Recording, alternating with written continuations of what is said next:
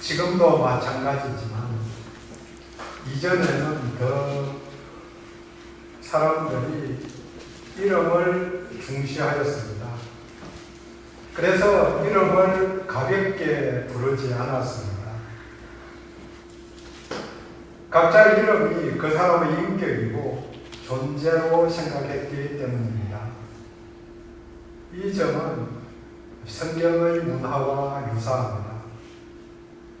이름을 생각해보면 뱃속에 있을 때 태명, 어릴 때 집안에서 부른 이름이 개똥이 같은 아명이 있고 오래 살아가고, 서당 다닐 때쯤에 족보에 오르는 정식 이름이 주어졌습니다.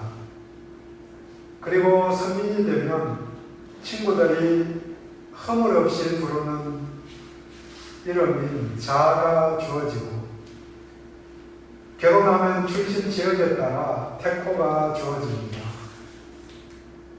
공주 출신이면 공주댁, 그 남편은 공주 양반, 공주 내에서 이 동네 출신은 금암댁, 그 남편은 금암 양반, 이렇게 되나요? 어느 정도 나이가 되면 아호가 주어지고, 호를 가진 사람들은 선생이라고 불렀습니다.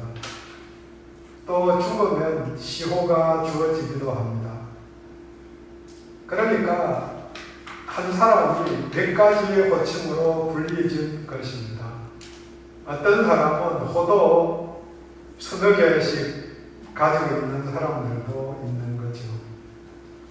요즘도 작가는 필명, 연예인들은 예명이 있기도 한데, 중요한 것은 본명을 함부로 부르지 않고 불려지지 않게 한 점입니다.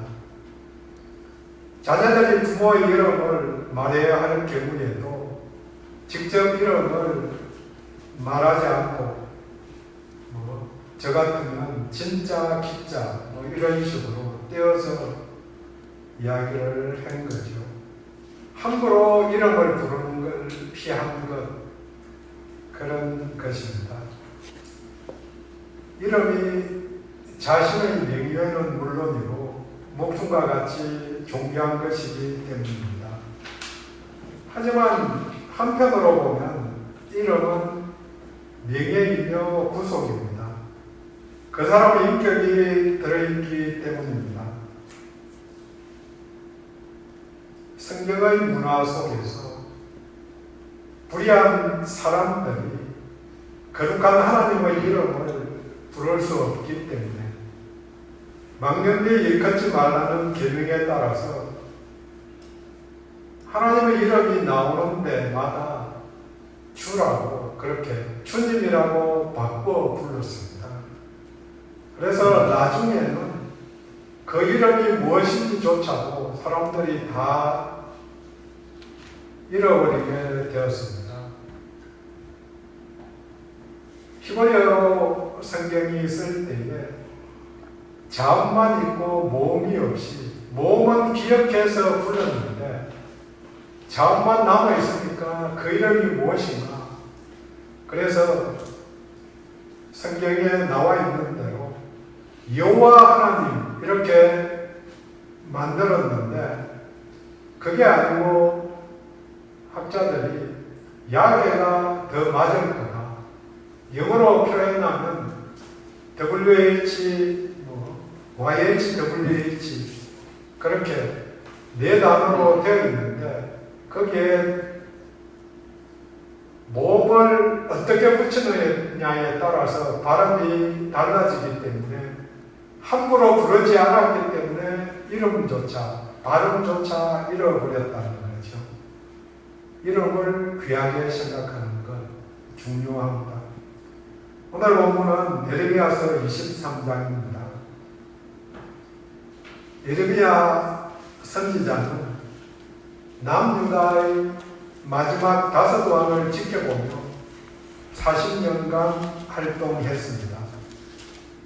촛불이 꺼지기 직전에 마지막 불꽃을 피우면서 종교개혁을 한 왕이 요시야입니다. 요시야 이후로 마지막 왕인 시드기야까지 그 시기 40년간을 지킨 선지자입니다. 요시야 왕이 종교개혁을 했지만 그 후손이 아들들도 또 손자도 모두 이름값을 하지 못한 악한 왕이었습니다. 마지막 왕인 시드기야 때에 바벨론에 멸망하고 많은 사람들이 포로로 잡혀갔는데 이 과정을 예레미야는 전부 목격하고 체험했습니다. 이런 상황 속에서 예레미야는 백성들을 수탈하고 정의와 공의를 실천하지 않으면서 왕국시대 이스라엘의 신앙의 두 기둥, 다윗 언약과 성전 신앙이 그들을 지켜주어서 영원한 평화 또 번영을 줄 것이라고 생각하는 지도자들을 공격합니다. 사람들은 제사장들도 또 다른 종교 지도자들도 장로들도 설마 망할 거냐 이렇게 생각했는데 예레미야는 다 망하게 된다. 다윗 왕조가 영원하다고 착각하지 말라. 하나님이 후손들을 통해서 계속해 주실 것이라고. 물론 전제 조건이 있죠. 내 말을 지키면 착각하지 말라. 또 성전이 있다고 하나님이 지켜주지 않는다. 그렇게 선포를 하니까 기존의 선지자 제사장들뿐 아니라 왕의 공격을 받게 됩니다. 본문 앞에 22장은 개혁을 한 요시야 왕의 방식대로 정의와 공의를 지켜내지 못한 후계자들을 비판하는 내용입니다. 다윗 왕가의 통치 이념이 정의와 공의입니다. 하나님 나라의 가치인 공의와 정의가 없는 시대, 그 장소에서 하나님께서 당신의 백성들에게 주신 말씀이 오늘 본문입니다. 현실 속에서는 언제 어디서나 눈물 짓는 사람들이 있고 또 소망 없이 살아가는 사람들이 있기 때문에 오늘 우리들에게도 적실한 말씀입니다. 함께 본문에서 이 상황에서 선포된 우리 하나님의 뜻과 하나님의 모습을 찾아봅니다. 먼저 1, 2절에서 나타난 우리 하나님은 보응하시는 하나님이십니다. 원어 성경은 1절 시작이 화있도다고 먼저 선언합니다. 재앙이 있다. 이 저주받을 자들아. 누구에게 재앙이 주어지는가? 내 목자의 양떼를 멸하며 흩어지게 하는 목자들아. 보라. 내가 너희의 약행 때문에 너희에게 보응하리라. 그런데 여기서 보응한다는 말은 바로 앞에 나오는 돌보지 않았다. 그 반대말은 돌본다 하는 말과 같은 단어로 방문한다는 의미입니다. 목자된 너희들은 내 백성을 방문해서 돌보지 않았지만 나는 너희들을 방문하겠다. 물론 이 방문은 악행을 심판하러 만나겠다는 선언입니다. 상을 주시지 않고 벌을 주시며 만나러 오겠다는 선포입니다. 그들의 악행은 1절에 나오는 대로 멸하고 흩었다. 2절에서 구체적으로 흩으며 몰아내고 돌보지 않았다. 맡겨주신 백성들을 착취한 거짓 목자들입니다. 그 결과로 그 백성들은 두려움과 놀람 또 잃어버린 바 된 것입니다. 그런데 그 대상은 그냥 그들의 백성, 그들의 목장이 아니고 내 백성, 내 목장입니다. 하나님이 자신의 소유라고 선언하신 것입니다. 나의 소유인데, 자신의 소유인데 너희들에게 위탁해 놓은 거다. 돌보지 않으니까 결산을 하러 오신 것입니다.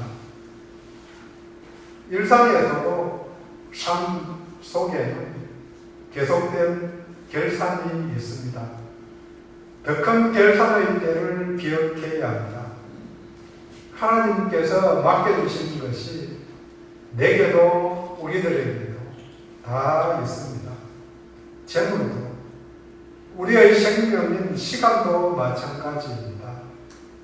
물론 쉼과 누림이 필수적이지만 하나님의 의도대로 사용해야만 결선에서 통과합니다. 자기 몸에 대한 것도 마찬가지라고 반복해서 말씀드린 것입니다.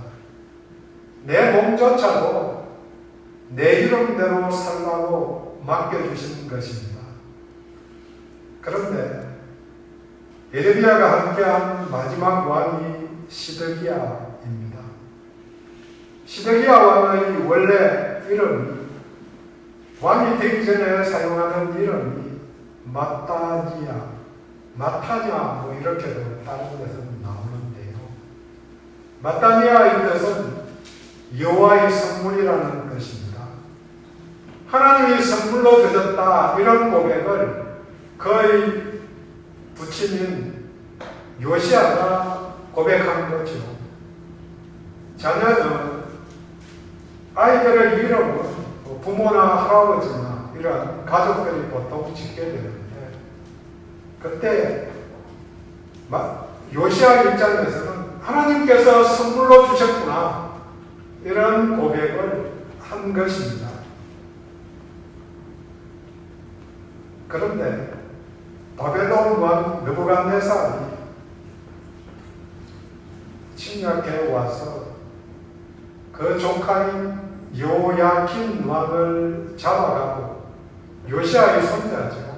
요야긴 왕을 잡아가고 삼촌인 마타니아를 통치자로 세웁니다. 그러면서 이름을 시드기야로 바꿔줍니다. 시드기야. 여호와가 정의이시다. 바벨론 왕이 여호와를 인정하고 그분이 정의다. 이렇게 이름을 지어준 아이러니죠. 이스라엘 백성들은 여호와가 정이다 이렇게 아무도 생각하지 않고 지도자들이 다 그렇게 살아가고 있는데 바벨론 왕이 거꾸로 여호와가 정이다 이렇게 이름을 붙여준 거죠. 그렇게 살다, 정의롭게 살다. 하지만 시드기야는 이름대로 못 살고 백성들에게 악한 목자였기 때문에 그 악행에 하나님이 만나주시고 3차 토로 잡혀갑니다.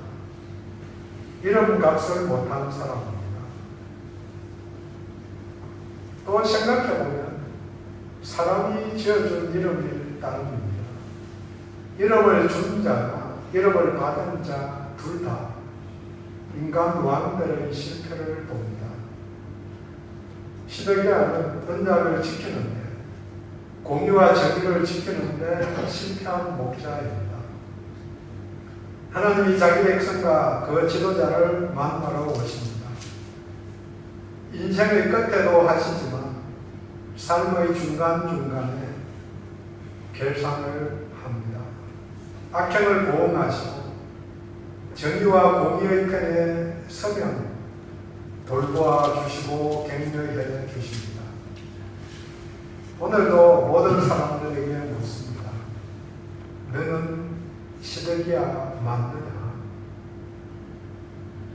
의롭다고, 예수 안에서 의롭게 되었다고, 의인이라고 불려지는데 이름만 의인 아닌가. 두 번째로 3절 4절에서 우리 하나님은 세우시는 분이십니다. 4절입니다. 내가 그들을 기르는 목자들을 그들 위에 세우니 새로운 지도자, 참된 지도자를 준비된 자들 중에서 선택해서 사람들 위에 우리 하나님이 세우십니다. 이미 흩어져 바벨론 포로 생활을 하게 될 것이지만 3절에서 먼저 돌아오게 하겠다고 약속하십니다. 내가 내 양떼의 남은 것을 모아내어 그 몰려갔던 그 모든 지방에서 다시 그 우리로 돌아오게 하리니 실패와 패망에서 회복하게 하십니다. 회복이 되면 주어지는 복이 3절 말입니다. 그들의 생육이 번성할 것이며 창세기 1장 28절에 피조된 사람들에게 주어진 생육하고 번성하라는 명령이 다시 이루어진 것입니다. 오늘도 모든 백성들에게 유효한 축복입니다. 물론 인간이 타락하고 죄가 세상에 관영하게 되고 하나님은 세상을 물로 심판하셨습니다. 이때 하나님은 노아와 그 가족들을 살려주십니다. 홍수가 끝난 뒤에 다시 한번 그들에게 생육하고 번성하게 될 것이라고 창세기 9장 1절에 약속하셨습니다. 이것은 새 창조의 시작과 같은 약속입니다. 이런 연장선에서 하나님은 다시 한번 예레미야에게 새 창조의 날을 약속하시는 것입니다. 물론 이 예언은 얼마 뒤 70년이 지나서 이루어집니다. 아므람 포로로 이국 땅에서 생활했던 데에서 고국으로 돌아오게 됩니다. 동시에 그들을 기르는 목자들을 세우겠다고 사전에 선포하십니다. 새로운 목자들의 돌봄의 복이 주어집니다. 그로 말미암아 다시는 두려워하거나 놀라거나 잃어버리지 아니하리라. 흩어지면 두려움이 있습니다. 특별히 고대의 세계에는 집 떠나면 죽음이 기다리고 있는 거죠. 흩어지면 죽음과 연결이 되었습니다. 잘 아시는 대로 왜 사람들이 바벨탑을 쌓으려고 했을까? 바벨탑을 쌓은 이유가 그 위기를 해결하며 흩어짐을 면하자는 소망 때문이었습니다. 하나님이 무엇입니다. 그리고 추방되었을 때 놀랐지만 돌봄을 받으면서 안정을 찾게 됩니다. 그들의 현실에서 새로운 지도자들, 1차 교환을 주도한 총독 스룹바벨, 또 제사장 여호수아, 2차 교환의 주역인 서기관 에스라, 3차 교환을 주도한 총독 느헤미야 같은 이들이 새로운 지도자로 하나님이 보내주신 그때의 목자가 되었습니다. 그들은 모두 정의와 공의를 실천하려 노력하였음을 에스라, 느헤미야서를 통해서 볼 수 있습니다. 하나님이 세우신 이 목자들이 하나님의 백성의 공동체, 그 공동체의 핵심 이념인 정의와 공의를 실천하였습니다. 개인적이든 공동체이든 이전 것이 지나가야 새로운 것이 올 수 있습니다. 물론 어떤 때에는 리모델링을 하기도 합니다. 그때 성경에 나오는 회칠한 담요, 담백을 하얗게 색칠을 하면 깨끗하게 변하는 거죠.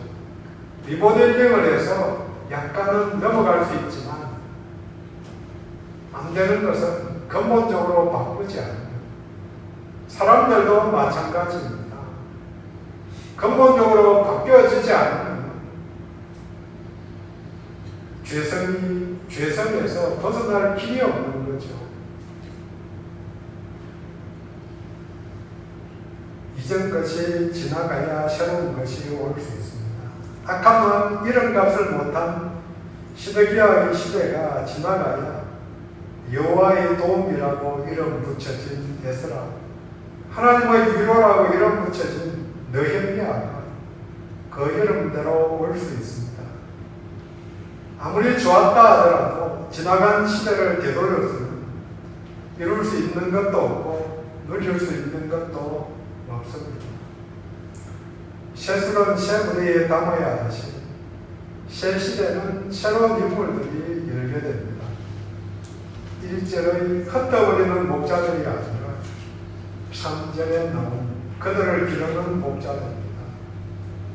이들을 통해 새 시대가 열렸지만 사람의 한계를 갖고 있음을 잘 압니다.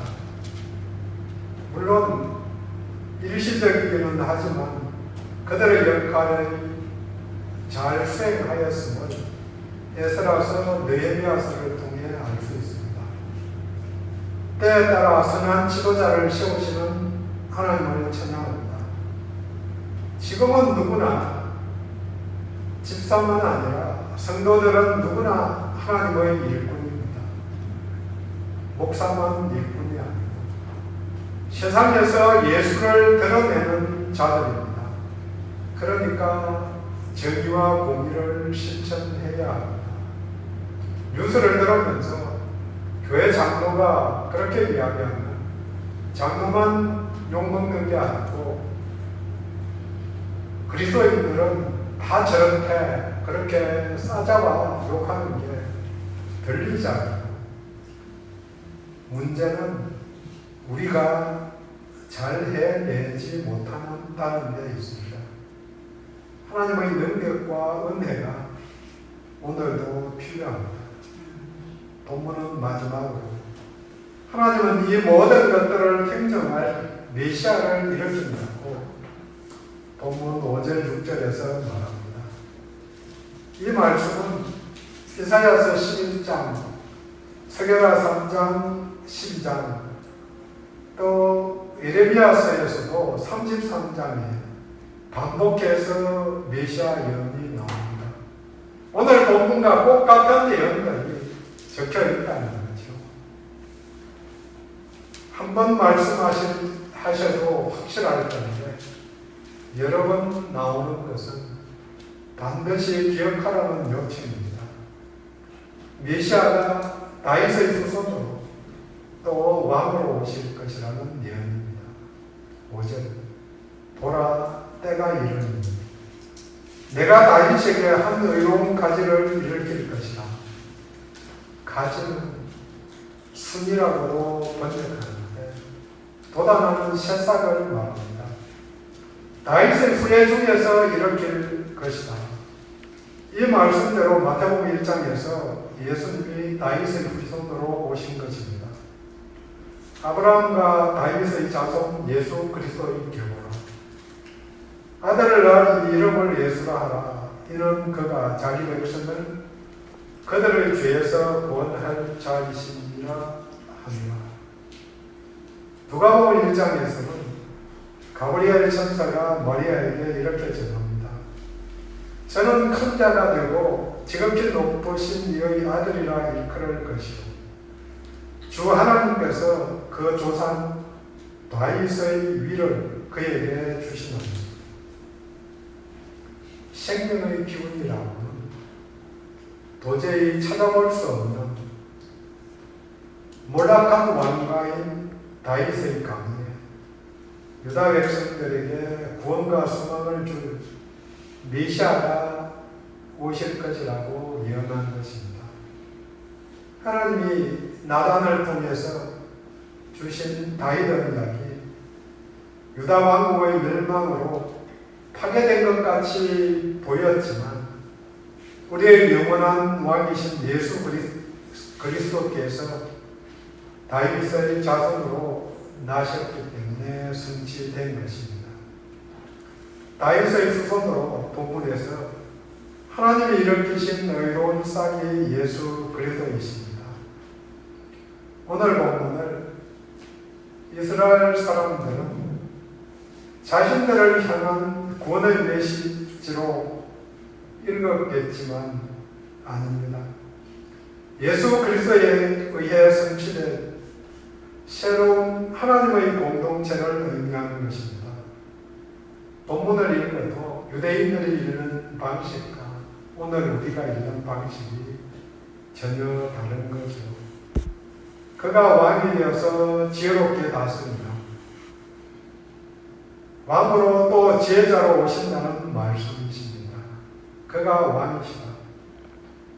세상에서 정의와 공의를 행할 것이다. 본문은 이야기합니다. 1절에서 정의와 공의를 행하지 않아서 흩어지고 멸망당하게 만든 목자와 다르게 하나님 나라 이념을 정확하게 실현할 지혜로운 왕입니다. 반복하지만 정의와 공의는 하나님이 세상을 다스리는 원칙입니다. 동시에 이미 오셨던 예수 그리스도의 삶의 원칙이었습니다. 다시 오실 예수님의 나라의 원칙입니다. 그러니까 당연히 거기에 속한 그들의 백성의 삶의 원칙이 되어야 합니다. 정의와 공의가 있는가? 그게 예수 안에 있는가의 표상이라는 거죠. 교회 공동체에 정의와 공의가 없다. 그러면 하나님 떠난 공동체, 내게 정의와 공의에 대한 개념도 없고 실천 의도 없다. 그러면 예수와 무관한 내가 되는 거죠. 이 실천 내용이 에레미야는 바로 앞장에 22장 16절에서 말합니다. 그는 가난한 자와 궁핍한 자를 배도하고 17절에서는 탐욕과 무죄한 피 흘림과 압박과 포악을 하지 않는 것, 하는 사람들 반대가 하지 않는 것, 이게 가난한 자, 궁핍한 자를 배도하는 것, 탐욕, 무죄한 피 흘림, 압박, 포악하지 않는 것. 그 시대에 이런 일들이 빈번하게 일어났기 때문에 예레미야는 거기에 맞추어서 이야기한 것이죠. 오늘 우리 시대에는 다르게 이야기할 것입니다. 5절의 그분이 오시면 6절에 복이 주어집니다. 6절 그의 날에 유다는 구원받겠고 이스라엘은 평안히 살 것이며 하나님의 백성들이 구원과 평안을 누린다는 약속입니다. 본문의 평안은 샬롬의 평안은 아니지만 피난처를 말합니다. 외부 환경에 휘둘려지지 않고 피난처에서 그 바람을 피해갈 수 있게 도우신다는 말씀입니다. 하나님이 우리의 피난처이십니다. 그 안에 평강이 있고 또 구원이 있습니다. 마지막 말이 본문의 정리입니다. 그의 이름은 여호와 우리의 공이라 일컬음을 받으리라. 그의 이름은 여호와 우리의 공. 하나님이 일으키신 목자는 그의 이름이 여호와 치드케는 그 이름의 약자가 시드기야입니다.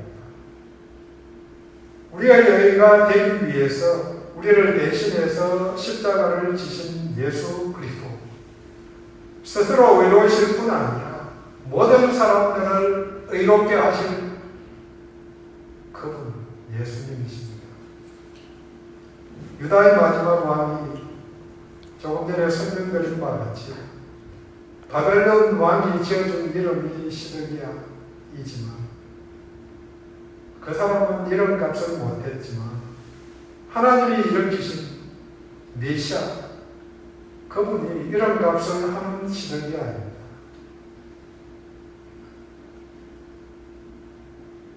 물론 하나님께서 세우신 지도자들이 있지만 다 일시적이었습니다. 더욱이 오늘 우리들에게는 아무런 영향을 주지 못합니다. 생각해보면 사람들은 아무리 좋은 이름의 명예를 갖고 있다 하더라도 잘해야 잠시 그 대상에 한해서일 뿐입니다. 하지만 하나님께서 일으키신 시대기야 여호와 우리의 공이라는 이름을 가지신 분이 하나님의 아들 예수 그리스도가 우리들을 구원과 평안으로 인도해 주십니다. 베드로가 공의에서 당당히 외칩니다. 사도행전 4장 12절에 다른 이로서는 구원을 받을 수 없나니 천하 사람 중에 구원을 받을 만한 다른 이름을 우리에게 주신 일이 없음이라 하였더라. 그분 안에 정의와 공의가 있고 구원과 평안이 있습니다. 그러니 그분을 영접해서 예수님을 주님의 자리에 모신 자들은 그분의 능력을 힘입어서 정의와 공의의 길로 갈 수 있습니다. 우리는 확신합니다. 예수 안에서 의인이라는 이름과 같이 시드기야가 나도 될 수 있습니다. 참된 시드기야로 살아낼 수 있습니다. 정리합니다. 목자 임무는 돌봄입니다. 목자가 10원, 돌보다가 10원 나오면서 돌봄을 강조합니다. 사람들의 돌봄에는 한계가 있습니다.